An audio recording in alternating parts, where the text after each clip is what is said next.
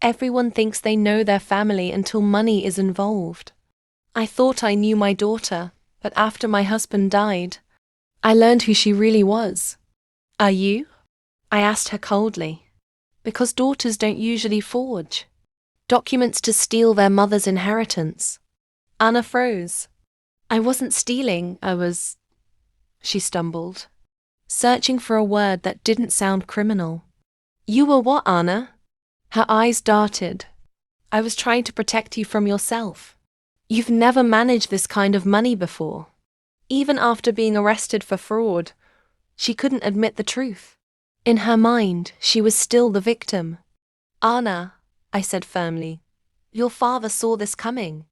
6 months before he died, he told me he was worried about your entitlement, about how you treated people. He said you reminded him of his sister, beautiful, charming, but selfish. That's why he changed the will. She went pale. That's a lie. I pulled out my phone. Actually, it's not. He recorded a video to be played if you ever contested the will. Her hands trembled. Play it. Michael's voice filled the porch. If you're hearing this, Anna, my fears about your character were justified. I hoped I was wrong, but treating your mother poorly has cost you everything. She sacrificed for this family. And if you can't respect that, then you don't deserve what I built. By the time the recording ended, Anna wasn't faking her tears anymore. These were raw, broken sobs. He hated me, she whispered. No, Anna. He loved you enough to hope you'd prove him wrong. But you proved him right instead. Her voice cracked. What happens now? Now you face consequences. Fraud charges. An investigation. Public shame when this hits the news. 3 days later, Ben's mother, Eleanor Hayes, appeared at my door. She looked like royalty dripping with jewelry, polished to perfection and full of entitlement. Margaret, she said smoothly, prosecuting Ben seems vindictive. He only followed Anna's lead. Mrs. Hayes, I replied sharply, your son forged legal documents. That's not following its conspiracy. Her smile never wavered. Let's be practical. We'll compensate you. Say, $2 million in exchange for dropping charges. I laughed bitterly. He helped steal $33 million. You think $2 million covers that? $5 million then. Final offer. When I refused, her tone sharpened. Perhaps you should reconsider. We've found some interesting information about Michael's business. If that comes out during trial, his reputation might not survive it. It was a threat and I knew she wasn't bluffing. That night, I dug through Michael's old files. Payments to shell companies. Consulting fees that made no sense.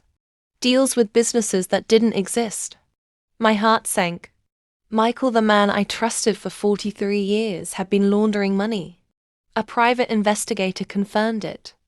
Mrs. Sullivan, your husband ran millions through fake contracts. And the $10 million he left Anna, all laundered. If the FBI finds out, they'll seize everything. Worse, Anna and Ben already knew. They were planning to use this information as leverage. That evening Anna called, her tone sharp. Mum, Ben's lawyers have spoken to the FBI. If we cooperate, you keep the house and $5 million. Ben gets immunity. My charges vanish. It's the best deal you'll get. It was blackmail, wrapped as a bargain. I told her I needed time, then I called the FBI myself. Agent Sarah Martinez listened carefully as I laid everything out. Michael's crimes, Anna's fraud, Ben's forgeries, the blackmail attempt.